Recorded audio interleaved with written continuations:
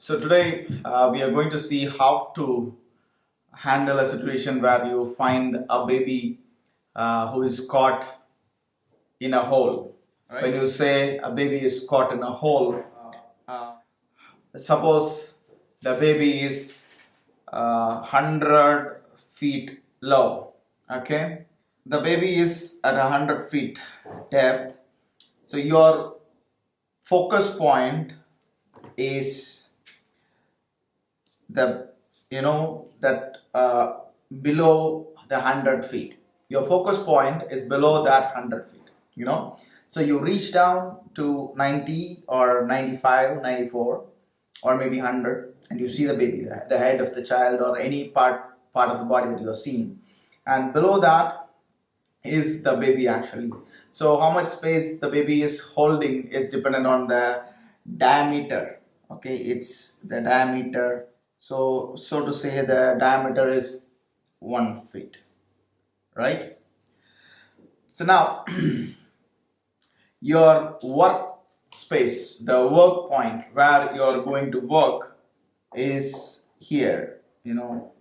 This is your focus point, so to say. You can say focus point. Okay, this is your focus point. This is your focus point. So now you're now going to work in this focus point. Now to work in that focus point, you have to take anything. Okay, so whatever you are going to take inside to work in is going to be rope or camera or oxygen probe, life support thing, whatever you may take it in.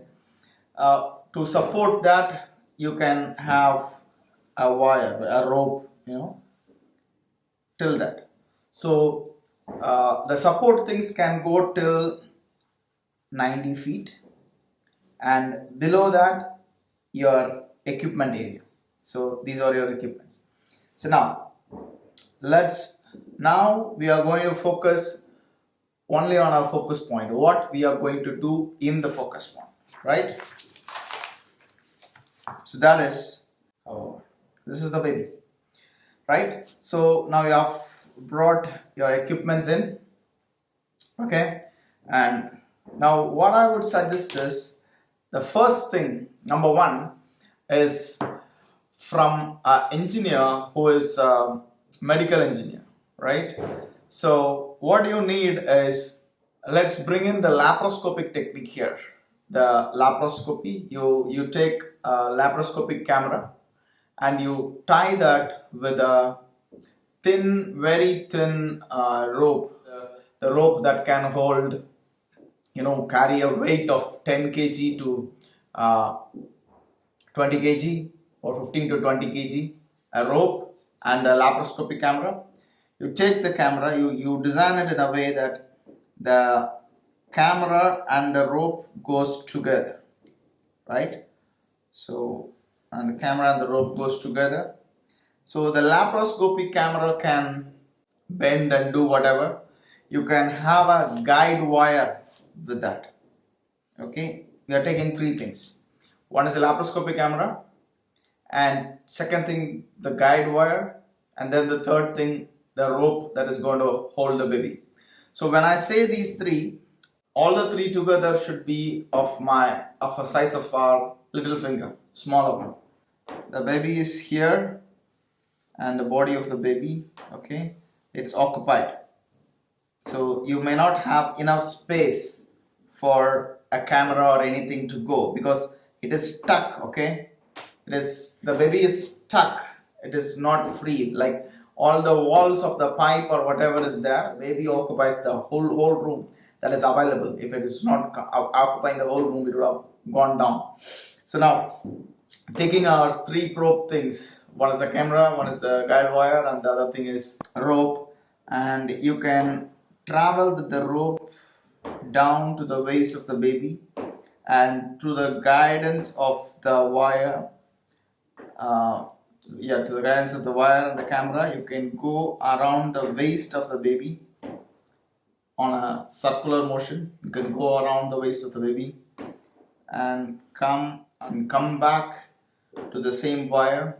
You can go down to the waist of the baby and tie the rope to the waist of the baby and come down and tie the rope, tie and knot in the rope with the laparoscopic guide.